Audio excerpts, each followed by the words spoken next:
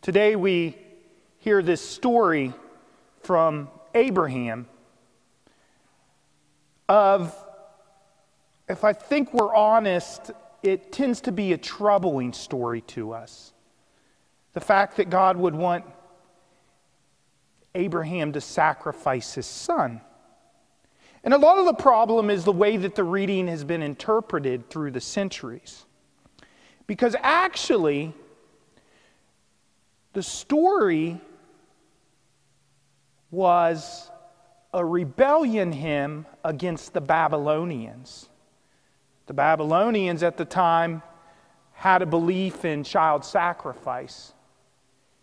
And the writer of Genesis is responding to saying, Yahweh, our God, our faithful God, is against child sacrifice. And in a sense, the story then becomes a story of surrender and trust in the blessing that will come through Abraham and Isaac.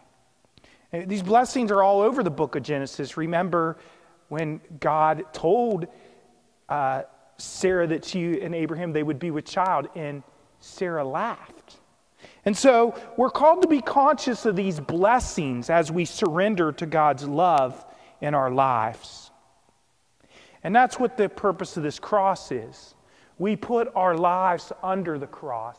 We surrender to Jesus, who blesses and transforms us. But you know, there really are no words for human suffering. That's why the cross is such a beautiful symbol. It's more than words. It's a presence that God would show and reveal God's love to these deaths. I'm reminded of a story from a friend who told me at one point she was working in South America, and being a little turned off by some piety and devotionalism, she was troubled because there was a woman holding a crucifix and weeping and weeping and weeping. And my friend, trying to be compassionate, went up and put her arm on this woman from South America's shoulder. And when she put her arm on her shoulder, she said, "Is there something I can do?" And the woman looked at her and said, "Can't you see I am praying?"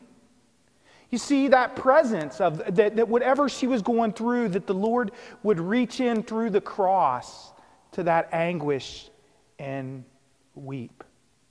We bring the wounds of the cross. Where do we bring the wounds of the cross to? We bring the wounds of the cross to the altar, to be transformed by the risen Lord.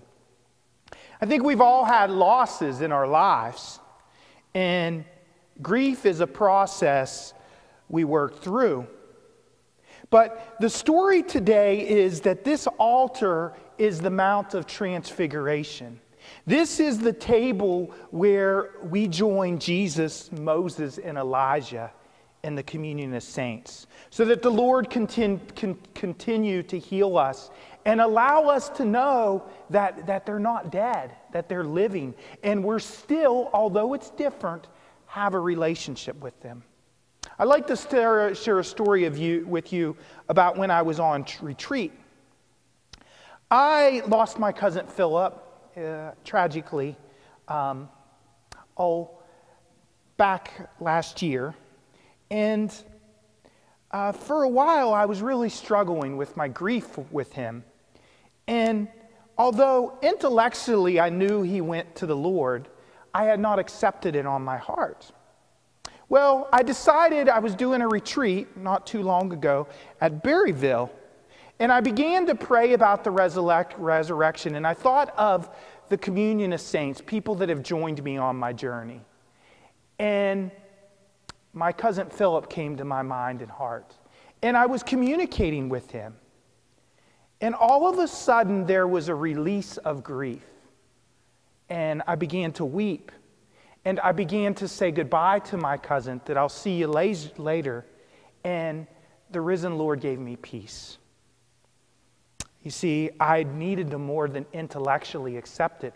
I needed to know in my heart that Philip was okay. And that's what we do here.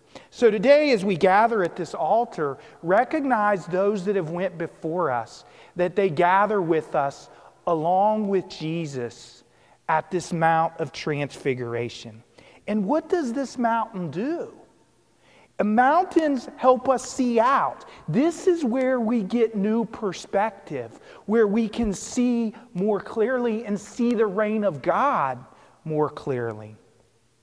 But then, once we're transformed at this mountain, God's love allows us not to pitch tents, but we're called to go down from this mountain, and the Lord calls us to love to the point of pain, suffering, and even where there is death. And that brings us back here, that we're called to journey. You know, and what's the beauty of the cross? That nothing can separate us from the love of Christ. And so, if you think about it, throughout the centuries, if Christianity has chosen as their primary symbol, you know, you would have thought we would have chose the resurrection. But from the beginning centuries, throughout the centuries, we've always chosen the cross. Because it's so powerful to know that God would go to that length to love. And so let's be transformed at this altar, carry risen life, and recognize that nothing can separate us from the love of Christ.